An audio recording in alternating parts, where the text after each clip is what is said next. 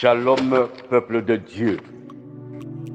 Nous, pasteur Élie Djema, de l'Assemblée de délivrance et de révélation, venons ce jour renouer avec vous autour de la parole de Dieu. Ce jour, nous avons pour thème le temps de la moisson.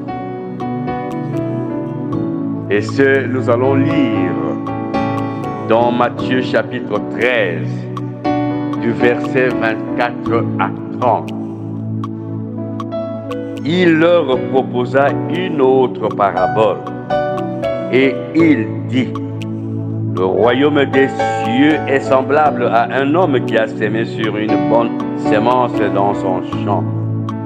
Mais pendant que les hommes dormaient, son ennemi vint, sema de l'ivraie parmi le blé et s'en alla. Lorsque l'herbe eut poussé et donné du fruit, l'ivraie parut aussi. Les serviteurs du maître de la maison vinrent lui dire: Seigneur, n'as-tu pas sémé une bonne semence dans ton champ?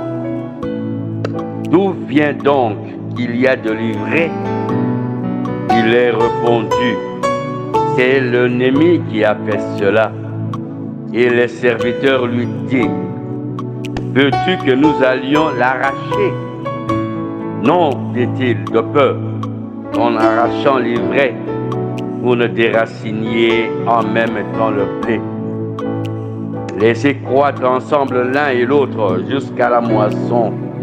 Et à l'époque de la moisson, je dirai au moissonneur: arrachez d'abord l'ivraie et liez-la en gerbe pour la brûler. Mais amassez le blé dans mon grenier. Parole du Seigneur.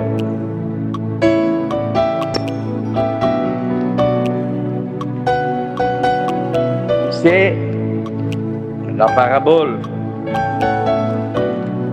de notre Seigneur Jésus-Christ au sujet de la moisson qui arrive.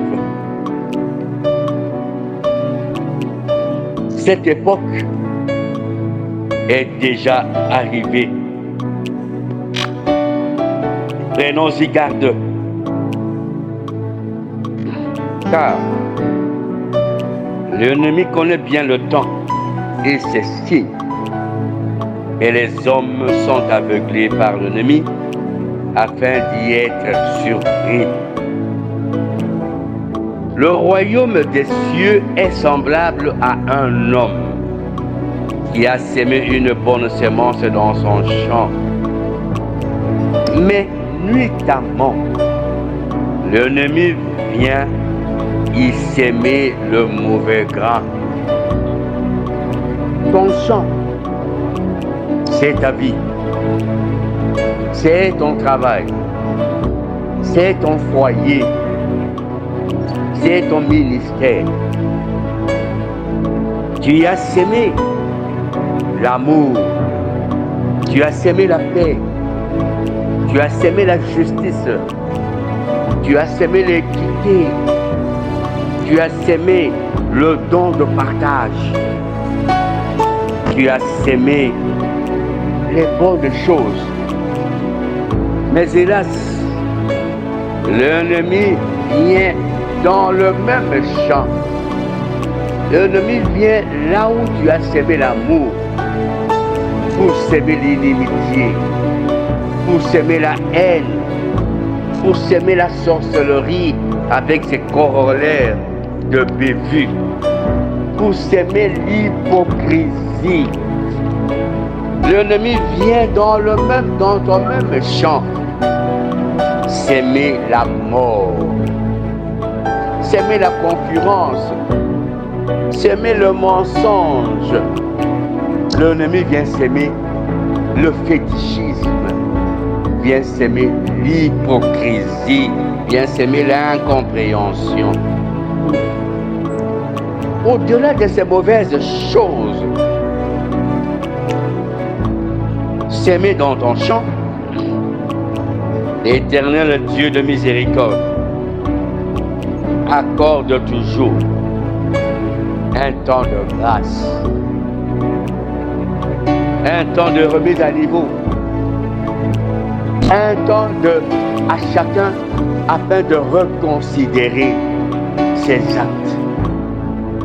L'Éternel nous accorde un temps de repentance.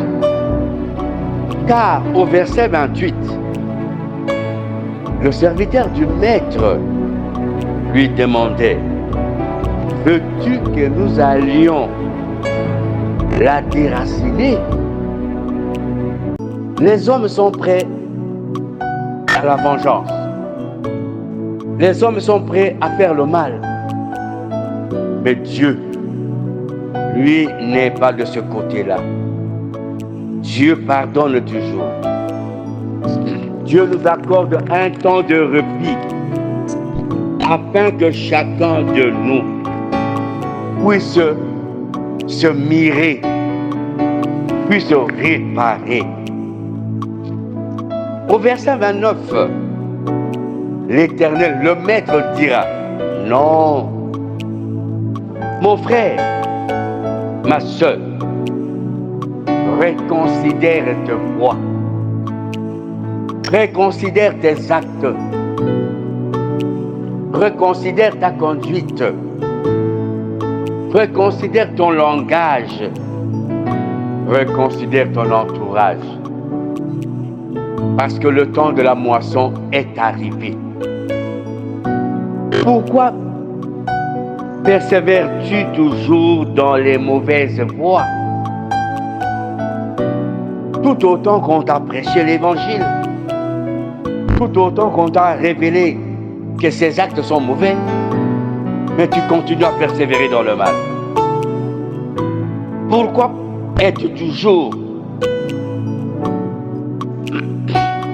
hanté à faire le mal aux autres? Pourquoi es-tu toujours hanté à faire le mal aux autres?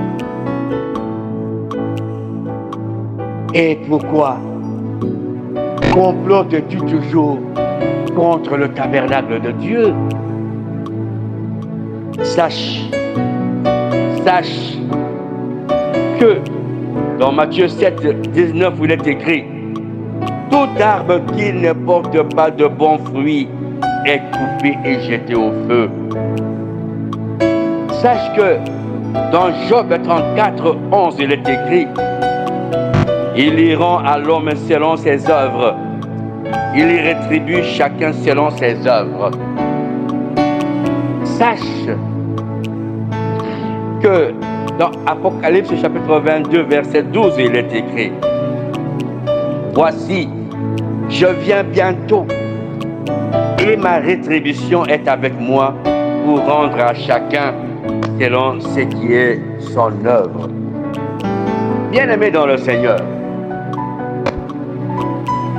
dans 2 Pierre chapitre 2, verset 9 à 10, il est écrit: le Seigneur s'est délivré de l'épreuve les hommes pieux et réservé les injustes pour être punis au jour du jugement. Ceux surtout qui vont après la chair dans un désir d'impureté et qui méprisent l'autorité, audacieux et arrogants, ils ne craignent pas d'injurier les lois. Il y a une part qui est réservée à chacun. Pour les hommes pieux et justes, demeurer dans la voie de la sanctification, de la crainte de la parole de Dieu. Car Matthieu chapitre 5, verset 48 dit: soyez donc parfaits comme votre Père céleste est parfait. Suivons le chemin de la lumière, comme il est dit dans Jean chapitre 8, verset 12. Jésus donc leur parlant encore, disant: moi je suis la lumière du monde. Celui qui me suit ne marchera point dans les ténèbres, mais il aura la lumière de la vie. Il aura la lumière de la vie il aura la vie éternelle. Nous aurons la vie éternelle. Nous n'hériterons le royaume que ceux qui marchent dans la lumière. Ainsi donc, sachez que nous vivons, c'est-à-dire que nous mangeons avec le mal, nous travaillons avec le mal, nous dormons avec le mal qui est un mauvais grain qui nous est jeté par l'ennemi. Seulement, ne nous laissons pas entraîner dans le mal et par le mal. Car malheur à la personne par qui le mal arrive aux autres. Cet autre est créé à l'image de Dieu. Ainsi, ne nous laissons point de faire le bien. Bien-aimés dans le Seigneur, 1 Corinthiens chapitre 4 verset 5 dit: c'est pourquoi ne jugez de rien avant le temps, jusqu'à ce que vienne le Seigneur, qui mettra en lumière ce qui est caché dans les ténèbres et qui manifestera le dessein des cœurs. Alors chacun recevra de Dieu la louange qui lui sera due. Ne portons pas la toge de l'hypocrisie, car rien n'est caché à l'Éternel. Au temps de la moisson, tout sera à découvert, et chacun recevra de Dieu la louange qui lui est due.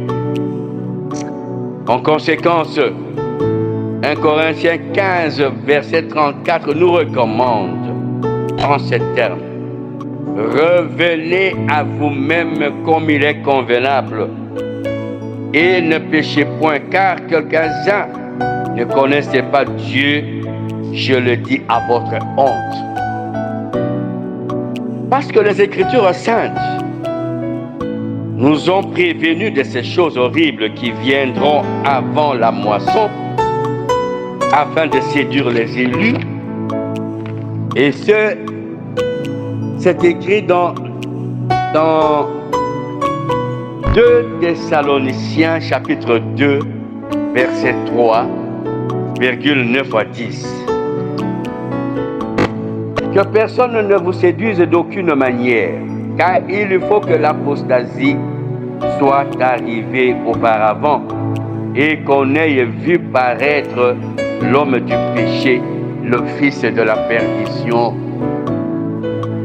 9-10.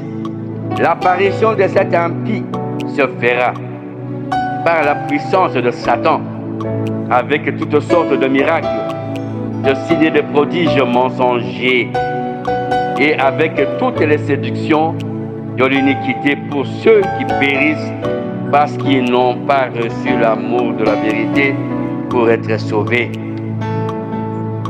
Cette mise en garde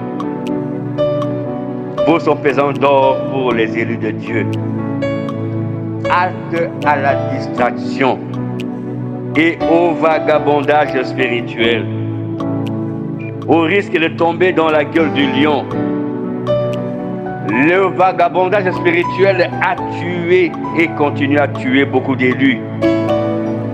Demeure attaché à seul Jésus-Christ de Nazareth. Car il y a des faux Jésus qui aujourd'hui trimballent à travers les cités, à travers les rues, pour opérer de miracles, pour tromper, pour ôter les enfants de Dieu de la voie du royaume. Et Jean chapitre 16, verset 4, conclut: je vous ai dit ces choses afin que, lorsque l'heure de la vie sera venue, vous vous souveniez que je vous les avais dites. Que personne aujourd'hui ne dit qu'il n'a jamais entendu. Le temps de la moisson est arrivé. Que chacun marche sur la voie de la vérité de la lumière afin d'hériter le royaume. Maranatha, Pasteur Élie Djema, le tabernacle de Dieu. Pour tout contact éventuel, vous pouvez nous joindre dans YouTube en écrivant Assemblée de délivrance et de révélation. C'est à quoi nous vous invitons à vous abonner. Et pour tout contact, plus 243 89 18 78 834.